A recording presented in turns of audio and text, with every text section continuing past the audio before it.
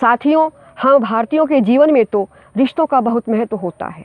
हमारी संस्कृति में तो विवाह जैसी संस्था को एक जन्म जन्मांतर का पवित्र संबंध माना जाता था, लेकिन आज कुछ लोगों ने इसकी धज्जियां उड़ाकर रख दी है। कुछ ऐसी ही कथा वस्तु लेकर आज मैं आपके सामने हाजिर हुई हूँ। मेरी कहानी का शीर्षक है डरपोक नालायक।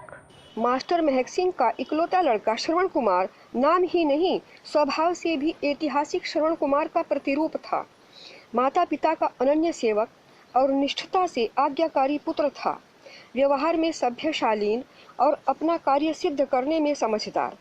मास्टर महक सिंह उसे अपनी ही तरह अध्यापक बनाना चाहते थे। विषय की प्रतिवर्ष पुनरावृत्ति होने से अध्यापन का कार्य आसान तो है ही, साथ ही छुट्टियां भी कुछ कम नहीं होती। सुबह नाश्ता करके विद्यालय जाओ और दोपहर का खाना घर आकर खाओ, यानी 12 महीने आधे दिन का काम। इसी प्लान से श्रवण कुमार जब अंग्रेजी में एमए कर चुका तो मास्टर महक सिंह ने उसे बीएड का कोर्स कराया। श्रवण कुमार भाग्य का धनी था। नौकरी पाने के लिए उसे ज़्यादा पापड़ नहीं बेलने पड़े। दिल्ली में टीजीटी की नौकरियां निकली। वह अर्हता पूरी कर रहा था। उसने आवेदन किया और नौकरी उसके हाथ लग गई। श्रवण कुमार सीधा सादा मगर सजीला जवान था। गांव का लड़का था। घी दूध खाई हुई दमकदार देह थी। जिस विद्यालय में उसने ज्वाइन किया उसी विद्यालय में इतिहास विषय के लिए रूपाली नामक लड़की ने भी कार्यभार संभाला। वह सुंदर तो विशेष न थी, पर उसके चेहरे से झलकती इंटेलेक्चुअलिटी उसे आकर्षक बना रही थी। वह तेज तर्राख नगरीय बाला थी। एक ही नज़र में उसने श्रवण कुमार की सादा दिली को पढ़ लिया था। उसकी नज़र में वो कशिश थी कि नज़र मिलते ही श्रवण कुमार के हृदय में प्रेम की घंटी बज उठी। उनके बीच पहले औपचारिक बातें चली, फिर अनौपचारिक हुई और फिर दिल की गहराइयों से बतियाने लगे। बढ़ते बढ़ते प्रेम इतना बढ़ गया कि अलगाव का भाव भी तकलीफ देह लगने लगा। दोनों की बिरादरी एक थी तथा गोत होत भी आड़े न थे। मतलब विवाह में रुकावट की कोई वजह न थी। आखिर मौका देखकर रूपाली ने एक दिन श्रवण कुमार के सामने विवाह का प्रस्ताव रख दिया। अंधा क्या मांगे दो आंखें। श्रवण कुमार ने प्रस्ताव सहर्ष स्वीकार कर लिया, लेकिन श्रवण कुमार अपने शिक्षित पिताजी के संकीर्ण विचारों से वाकिफ था कि वह प्रेम विवाह को कभी भी स्वीकृति नहीं देंगे। अतएव उसने रूपाली को अपने पिताजी की तंग ख्याली और घर के ग्रामीण परिवेश की सच्चाई समझाई और हिचकते हिचकते कहा, हालात के मद्देनजर आर्य समाज मंदिर में चलकर विवाह कर लेते हैं। न तुम अपने घर वालों को बुलाओ और न मैं। ठीक है, मैंने आपको अपना जीवन साथी अंगीकार किया है तो आपकी राय मेरे सिर माथे। फिर कुछ सोचकर रूपाली ने अपनी बात में संशोधन किया। बोली, सर्विस की ज़रूरत और भविष्य की समस्या के निदान के लिए बेहतर यह होगा कि विवाह को कोर्ट में रजिस्टर्ड कराकर विवाह प्रमाण पत्र भी लिया जाए।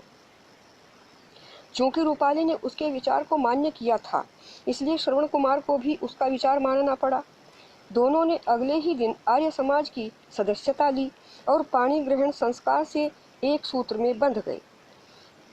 उससे अगले दिन तहसील में जाकर विवाह पंजीकृत करा दिया। दोनों ने मिलकर शहर की पोस्ट कॉलोनी में एक 2 रूम मकान किराए पर लिया और प्रेममय गृहस्थ का भोग करने लगे। उधर गांव में मास्टर महक सिंह के दरवाजे पर लड़की वालों का तांता लगा था। सरकारी नौकरी भीगे गुड़ की तरह है, जिस पर मधुमक्खी रूपी लड़की वाले चिपटा ही करते हैं। एक से एक सुंदर सुशील लड़की के रिश्ते आ रहे थे। ऊपर से मुंह मांगा दहेज का भी लालच मिल रहा था। मास्टर महक सिंह की दिमागी हालत उस ग्राहक जैसी हो गई थी जो दुकान के सैकड़ों थानों में से एक कपड़ा नहीं छांट पाता है। बहुत सोच समझकर मास्टर महक सिंह ने आखिर एक खानदानी समृद्ध परिवार की सुघड़, सुशिक्षित और गुणवती लड़की का रिश्ता ले लिया। लड़की ग्रामीण थी और नाम था मंजरी। अपने लड़के पर गजब का भरोसा था मास्टर महक सिंह को। इसलिए रिश्ते के बारे में श्रवण कुमार को तभी बताया जब लेन देन से लेकर मंडे बारात की तारीख फाइनल हो गई।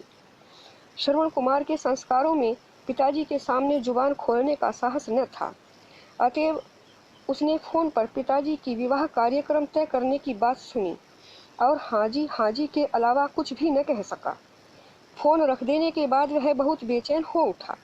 उसे पिताजी का साफ साफ बता देना चाहिए था कि वह विवाह नहीं कर सकता, क्योंकि उसने रूपाली से पहले ही विवाह कर लिया है।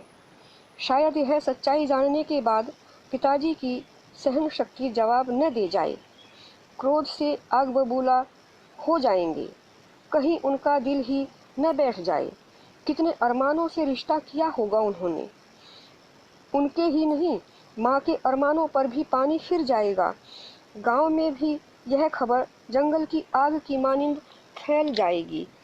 अपनी इज्जत का तो जो होगा हो, पर पिताजी की इज्जत तो नीलाम ही हो जाएगी।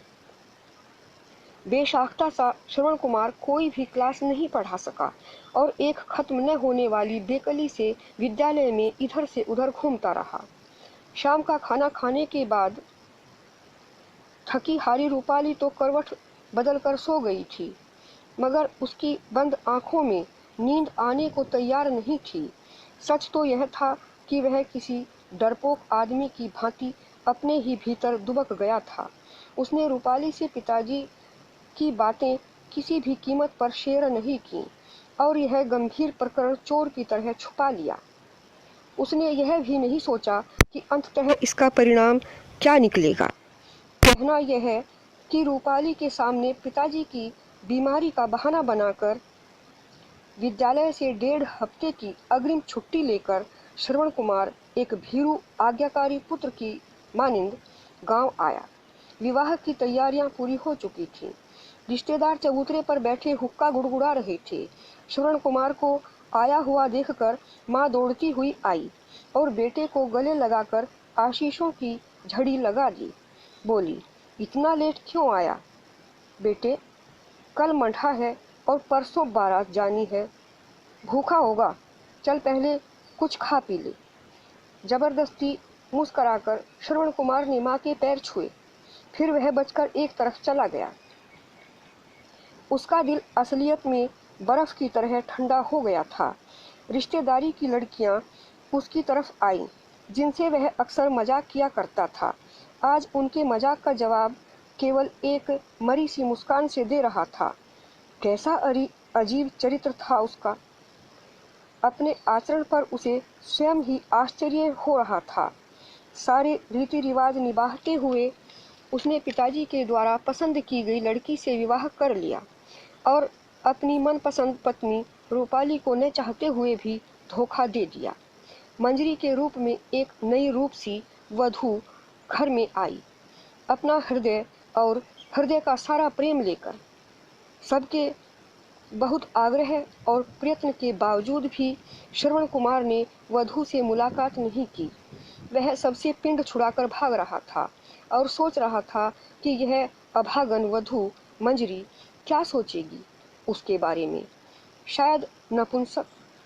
अपराध बोध उसमें गहराई तक था कि उसने अपने डरपोकपन से एक अच्छी भली लड़की की जिंदगी बर्बाद कर दी है।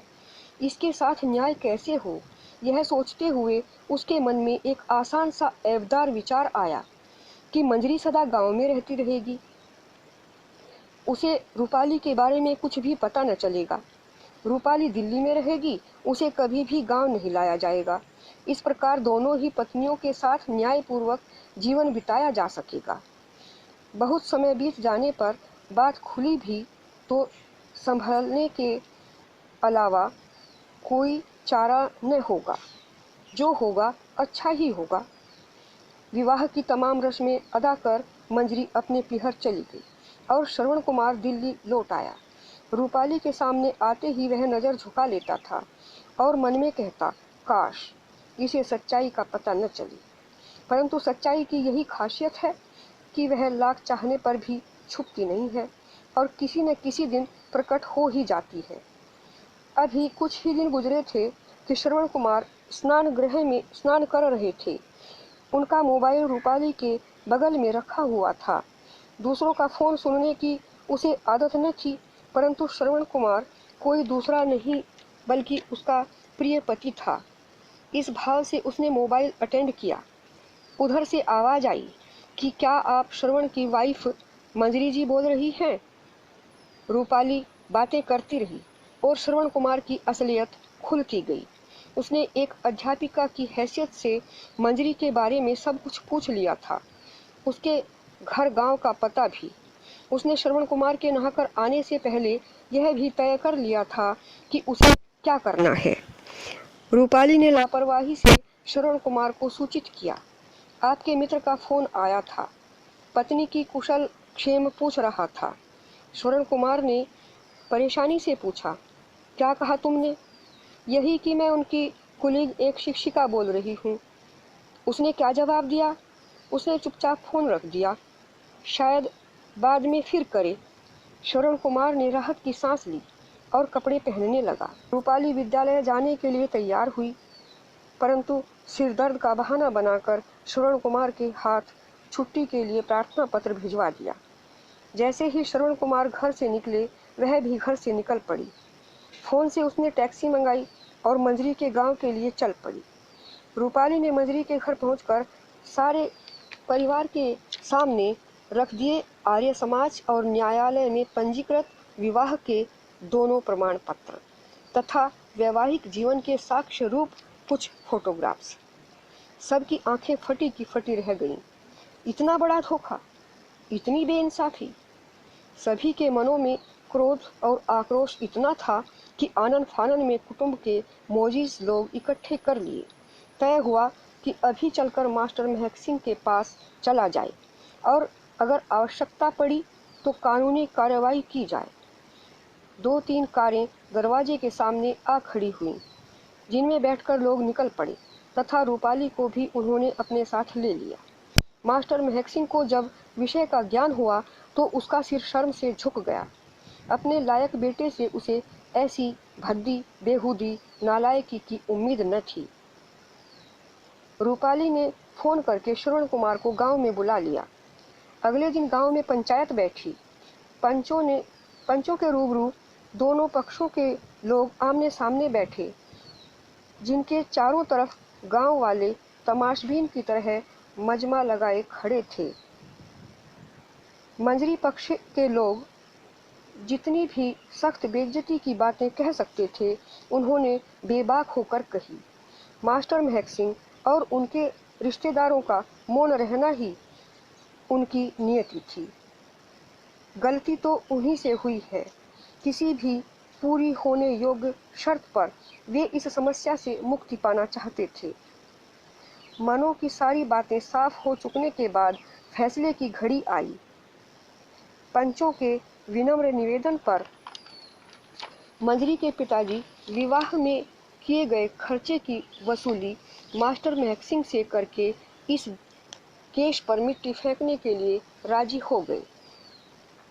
कानूनी पचड़े में पड़कर लड़की की फजीहत होगी, इज्जत नीलाम होगी सो अलग। ज्यादा प्रचार होने पर मंजरी का दूसरा विवाह करने में अड़चन भी आएगी।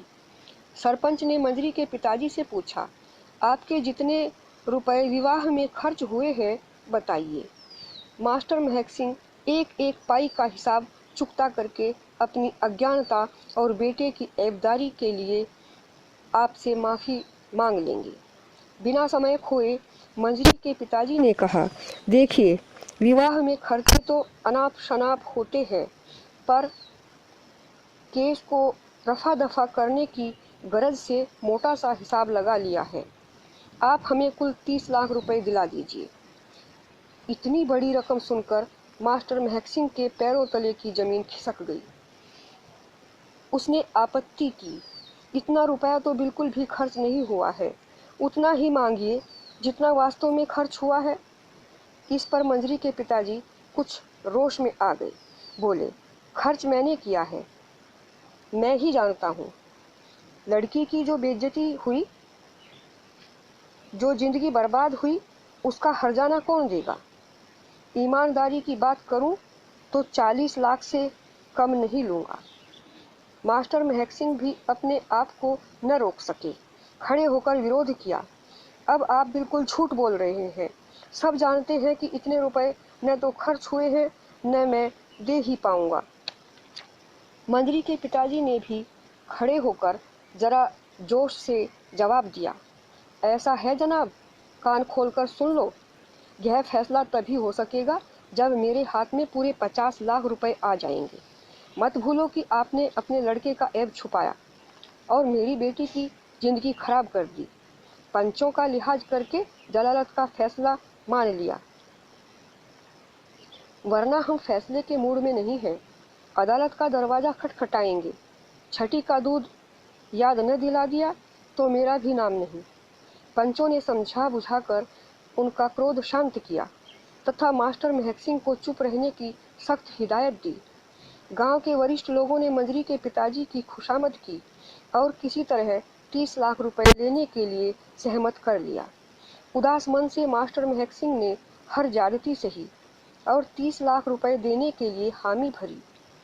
सनद रखने के लिए यह रकम, इसके देने का समय और बिचौलियों के नाम आदि कागज पर लिखकर सभी के हस्ताक्षर करा लिए।